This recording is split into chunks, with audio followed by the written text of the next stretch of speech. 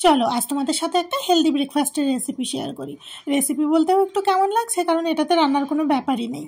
যেটা বলছিলাম সেটা হলো ছাতুর শরবত। তো সেটাই আমি এখন বানাচ্ছি। জানো তো বন্ধুরা, বিয়ের আগে কলকাতায় থাকতে আমি কখনো এই ছাতুর শরবত খাইনি। আমার হাজব্যান্ড বলে যে কোথাও কোথাও নাকি রাস্তার চারপাশেই বিক্রি হয়। তো যেহেতু আমি খাইনি, সেজন্য আমার জানাও ছিল না প্রথম যখন আর কি ঘরে বানাচ্ছিলাম যে কি কি দিতে হয়, কীরকম খেতে লাগে, কিভাবে বানাবো। তো এটা বলতে পারো এক কথায় আমার হাজব্যান্ডেরই রেসিপি। তো অনেক দিন আগে আমাদের একটা ছাতুর প্যাকেট আনা হয়েছিল, পড়েই আছে। আমি যেহেতু মানে বুঝতেই পারছিলাম না কিভাবে বানাবো, তো ওই একদিন আমাকে বলছিল যে ছাতুর শরবত বানাও। তো আমি বললাম যে আমি তো পারি না, জানিও না কিভাবে কি দিতে হয়, কি দেবো। তো বলছে আমি বলে বলে দিচ্ছি, তুমি এইভাবেই বানাও।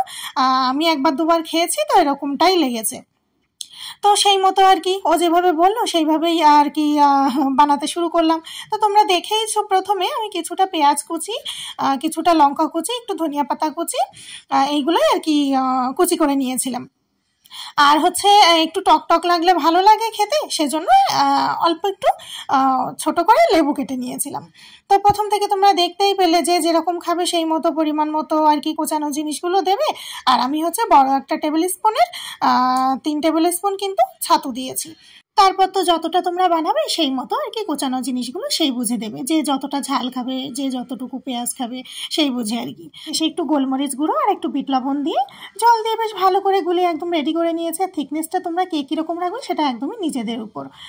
আমার হাজব্যান্ড বলছিল যে রোস্টেড জিরে গুঁড়ো দিলেও নাকি ভালো লাগে। তো আমার মনে হলো ওটা শুধুমাত্র ফ্লেভারের জন্য, কারণ আমি একবার এরকম দিয়ে খেয়েছিলাম, তো আমার খুব একটা ভালো লাগেনি। তোমরা চাইলে দিও, না হলে নাও দিতে পারো।